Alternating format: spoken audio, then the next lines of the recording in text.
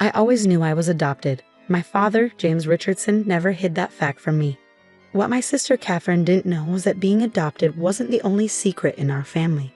I'm Emma Chin, and at 32, I became the CEO of Richardson Global Enterprises, a fact that sent my sister into a very public meltdown.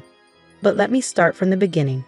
Dad adopted me when I was 6 after my biological parents died in a car accident in Hong Kong. He was there closing a business deal and visited the orphanage as part of his charitable works. Something about the quiet Asian girl reading advanced mathematics books in the corner caught his attention. 3 months later, I had a new home, a new sister, and a father who saw something in me that would change both our lives. Catherine, 2 years older than me, never accepted my presence. Where Dad saw potential, she saw competition. While I was diving into business books and learning about investments, she was focused on being the perfect socialite, the natural heir to the Richardson name. Blood will always matter more than paper, she'd say when Dad wasn't around. What none of them knew was that Dad had been preparing me to take over his company since I was 12. Those weren't just casual conversations about business over breakfast. They were carefully planned lessons. The summer internships weren't just to keep me busy. They were training grounds. By the time I finished my MBA, I knew every aspect of Richardson Global Enterprises intimately. Dad kept my training secret, not out of shame, but strategy. The business world is like a chess game, Emma, he'd tell me. The best moves are the ones your opponents don't see coming. Catherine married Trevor Williams, heir to a banking fortune, in what Society pages called the merger of the decade. The fact that Trevor's bank was secretly struggling under bad investments wasn't public knowledge yet. But Dad and I knew. We'd been quietly buying up their debt through shell companies for months. When Dad was diagnosed with pancreatic cancer, he called me to his study one night. "It's time," he said, handing me a thick envelope. "Everything's prepared. Just remember what I taught you. Patience is the deadliest weapon in business." He died 3 weeks later. The funeral was exactly as Catherine wanted it, lavish, public, and designed to emphasize her position as the grieving daughter. I sat quietly in the back, as she'd instructed. "No need to confuse people about your place in the family," she'd said with a cold smile. After the service, during the reception at our family estate, Catherine made her move. She clinked her glass for attention, her black designer dress perfectly coordinating with her crocodile tears. "I want to thank everyone for coming to honor my father," she began, emphasizing the "my." Family meant everything to him, and as his only true child, I know he'd want us to be honest today. She turned to me, her smile razor sharp. "Emma, dear, I think it's time we stopped pretending. You were a charity case, a tax write-off Dad's accountant suggested. You're not real family, and it's time for you to go." The room fell silent. 200 of New York's elite waited for my response. Trevor smirked beside his wife, probably already spending the inheritance in his head. I stood slowly, straightened my simple black dress, and smiled. "Of course, Catherine. You're right, we should stop pretending." I walked to the door, then turned back. "See you at the will reading." "Don't bother," she called after me. Dad's lawyers already confirmed everything goes to his real heir. I just smiled again. "We'll see." 2 days later, in the Richardson Global Enterprises main conference room, Catherine's perfect world imploded. "This is the last will and testament of James Patrick Richardson," the lawyer began. Catherine sat at the head of the table, already holding a pen to sign the transfer papers. "To my daughter Catherine," the lawyer read, "I leave the following. Your trust fund will continue untouched, providing you the same monthly allowance you currently receive." Catherine's smile faltered. "That's it. Where's the rest?" "To my daughter Emma," the lawyer continued, "I leave controlling interest in Richardson Global Enterprises, all associated companies, properties, and assets, effective immediately." The pen fell from Catherine's hand. "That's impossible. She's not even a Richardson." "Actually, I spoke for the first time. I am. Dad legally changed my name years ago, and I've been serving as the company's shadow CEO for the past 5 years." "No," Catherine whispered. "No, no, no." "Security," I pressed the intercom button. "Please escort Ms. Williams out of the building. Her access has been revoked." As security approached, Catherine knocked over her chair. "You can't do this. I'm his real daughter." "Being real family," I said quietly, "isn't about blood, Catherine. It's about trust, loyalty, and vision. Dad understood that. I'm sorry you never did. I'll fight this, she screamed as security led her out. You'll never get away with stealing my birthright. I sat down in the CEO's chair, my chair. Actually, I already have. The real war, I knew, was just beginning. But Dad had taught me well, and I had plans Catherine couldn't even imagine. As her screams echoed down the hallway, I opened my laptop and began the changes that would reshape the Richardson empire. Starting with the Williams family bank. Catherine's meltdown hit social media before she even reached her car. Someone in the conference room had recorded her screaming about her fake sister stealing her birthright, and the video spread like wildfire. Within hours, #Richardson drama was trending, with people divided between supporting the rightful blood heir and the secret CEO's sister. I watched it unfold from Dad's old office, my office now, while signing the papers that would begin Catherine's financial ruin. She'd made her choice at the funeral. Now she'd learned why Dad had always said I was the better strategist. Her first move came the next morning. A lawsuit challenging the will, claiming I'd manipulated our father during his illness. Her lawyers filed emergency papers to freeze the company's assets. I'd been expecting this. In fact, I counted on it. Release the documents, I instructed my legal team. Within hours, every major news outlet received copies of my official adoption papers. My legal name changed to Emma Richardson Chin, and most devastatingly, video recordings of Dad explaining his succession choice. He'd made them during his last months, knowing Catherine would challenge the will.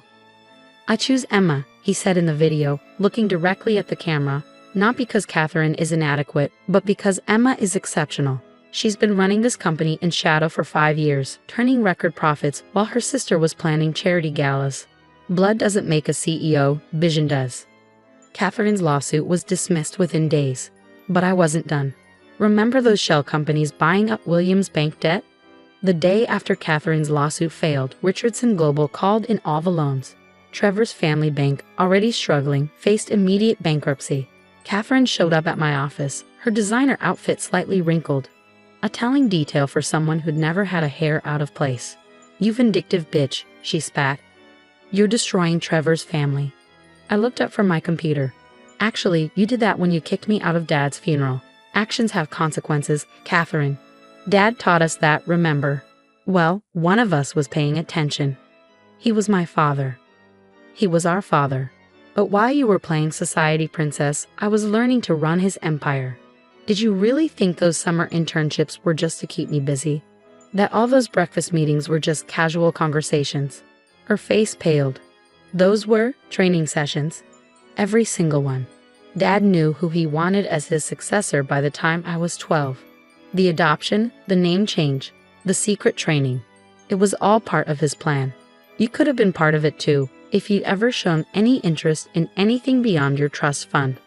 I'll tell everyone, she threatened, about how you manipulated him, turned him against his real daughter.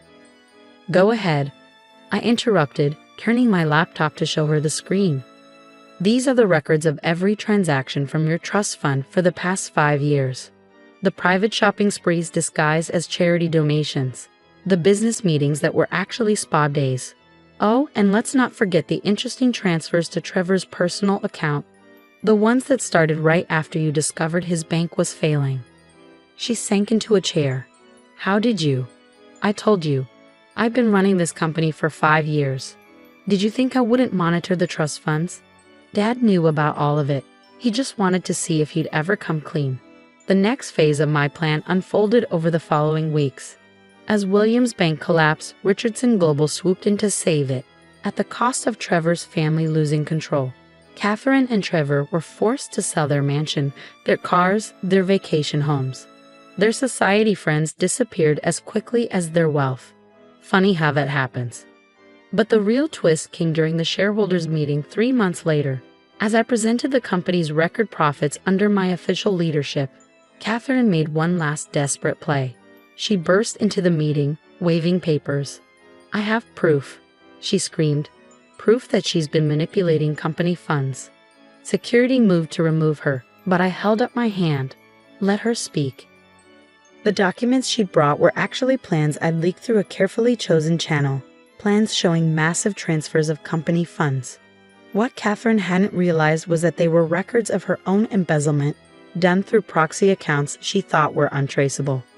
These transfers, she announced triumphantly, prove that Emma has been stealing from the company. Interesting, I replied calmly, because those transfers align perfectly with deposits made to these accounts. I projected a new set of documents on the screen. Accounts registered to Catherine Williams and Trevor Williams. The room erupted in chaos. Catherine's face went from triumphant to horrified as she realized she'd just publicly implicated herself in financial fraud. You set me up, she whispered. No, Catherine, you set yourself up. I just made sure everyone could see it. The SEC investigation was brief but thorough. Catherine and Trevor were indicted on multiple counts of financial fraud. The remaining assets were frozen. The trust fund, their last financial lifeline, was suspended pending criminal investigation. Dad would have appreciated the symmetry.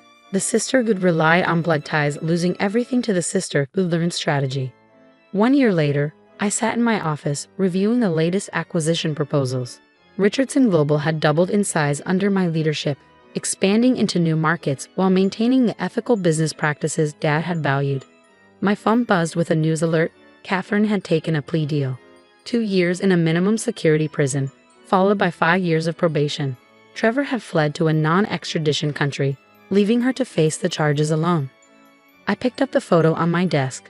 Dad and me at my college graduation, both of us smiling, sharing a secret the world wouldn't understand for years. You were right, Dad, I whispered. Patience is the deadliest weapon. A notification popped up on my screen. Catherine's auction house was selling her remaining possessions to pay legal fees. Among the items, a family photo album listed as Richardson Family Memories. I bought it anonymously and had it delivered to her prison cell with a note. Blood isn't what makes a family. Trust is. You never understood the difference. The media eventually moved on to other scandals, other family dramas. Richardson Global continued to thrive, its adopted CEO becoming known for both business acumen and philanthropic work, particularly supporting adoption agencies and educational programs for orphan children. Every year, on Dad's birthday, I visit his grave alone. I leave 2 things, fresh flowers and a copy of the company's annual report. Last year, I added a 3rd item, a newspaper clipping about Catherine's sentence with a simple note. You taught me well, Dad. The best moves really are the ones they never see coming. Catherine gets out of prison next year. Her trust fund is gone.